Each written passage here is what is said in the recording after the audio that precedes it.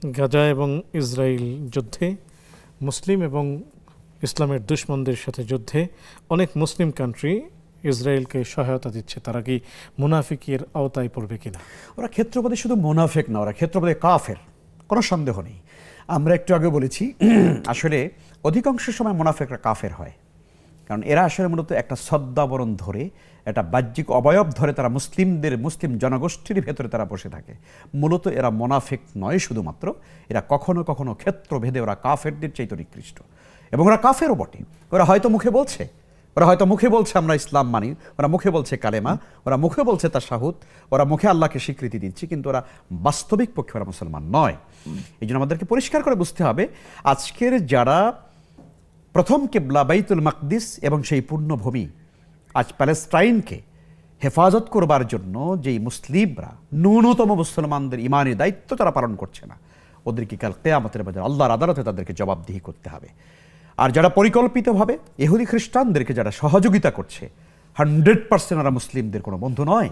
লা ইয়াত্তাখিযুল মুমিনুনাল কাফিরিনা আউলিয়া মিন দুনিল মুমিনিন, আল্লাহ পরিষ্কার করে বলে দিয়েছেন, তোমরা মোমেনরা খবরদার কখনো যেন মোমেনদেরকে ছাড়া অন্য কাউকে যেন বন্ধু হিসেবে গ্রহণ না করো। আজকে আমরা দেখছি ভাইয়ের কথার সঙ্গে আমরা একেবারে শতভাগ একমত।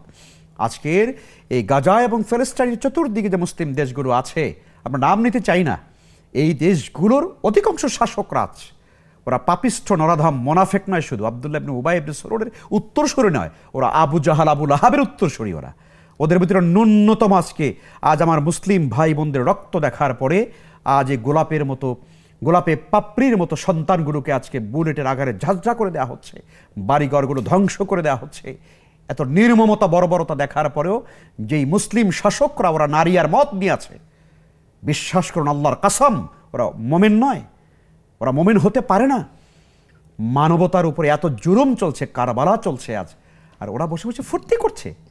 সুতরাং এদের সঙ্গে কোনো ধরনের ইমানি সম্পর্ক, এদের সঙ্গে কোনো ধরনের বৈশ্বিক সম্পর্ক রাখা কোনো ইমানদারদের জন্য, কোনো মুসলিম দেশের জন্য বৈধ নয় আমরা মনে করি।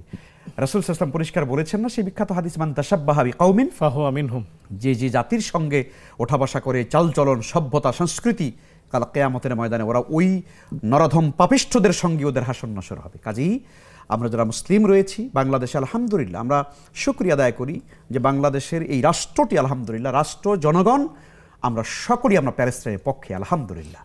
আমরা এই রাষ্ট্রযন্ত্র আলহামদুলিল্লাহ, আমাদের রাষ্ট্রীয়ভাবেও আলহামদুলিল্লাহ এটা আমরা বলতে পারি যে প্যালেস্টাইনের পক্ষে আমরা সবসময় আমরা অবস্থান নিয়েছি। এদেশের সাধারণ সকল জনগণ, মহলের জনগণ, আলহামদুলিল্লাহ আমরা প্যালেস্টাইনের পক্ষে আমরা অবস্থান আমাদের আছে, ভবিষ্যতেও থাকবে ইনশাআল্লাহ তাআলা।